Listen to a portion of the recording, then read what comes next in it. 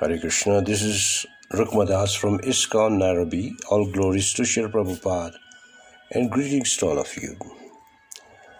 Now many people in this modern culture, they say there is no reincarnation. We didn't have a past life and we are not going to have a future life. So let me do all I want in this life, enjoy myself, make the best of my life, and not knowing that there is a next life. This present body which you have is as a product of your last life, of the karma of your previous life, the deeds of your last life. And the next life which you are going to get will be according to the life you live this life. So in the Vedic literature, so much information is given about past life, present life and future life. Not just in Vedic literature. Even if you go to Islam or Christianity or even Judaism, there is information.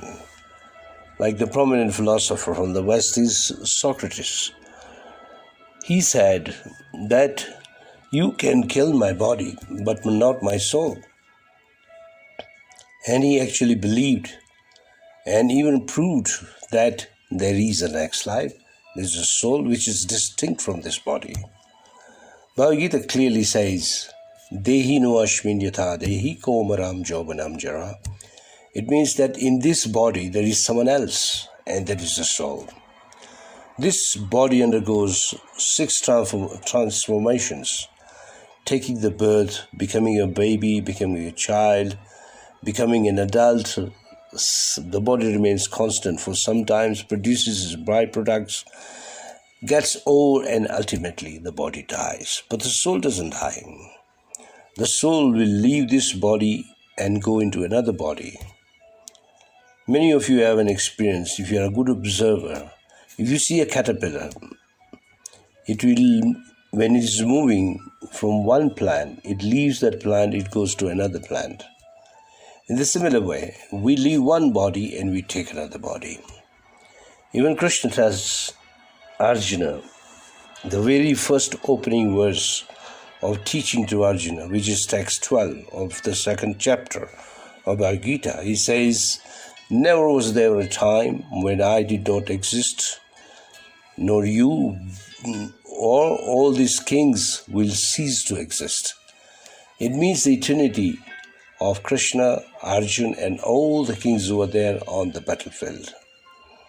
Now what is Krishna speaking about? He is speaking about the spirit soul. The spirit soul is eternal.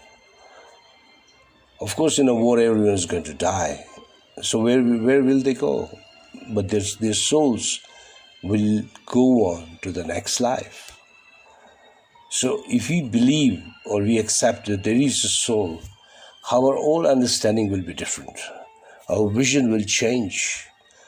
And if you go deeper, slightly deeper into it, then our spiritual life begins. There is no spiritual life without understanding of the soul. First lesson Krishna gives to Arjuna is what is spirit soul in the 2nd chapter, which is distinct from the body, though it is within the body.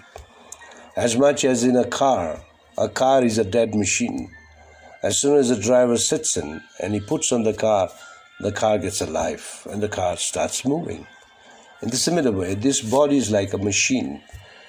A machine in Sanskrit is called yantra. And yantra rudhani maya. Krishna says this towards the end of the 18th chapter. That you are seated on this machine made of material energy. So this machine or this body is temporary. But the driver within this machine is eternal. So make the best of that driver. Become completely purified so that you don't come back again. And that is the teaching of the entire Bhagavad Gita. Become purified. And the easiest way to become purified, even if we all know we are not pure, if you can surrender to Krishna, then the purification begins. And we can prepare this life to go back home, back to Godhead. Hare Krishna, and have a nice Krishna conscious day.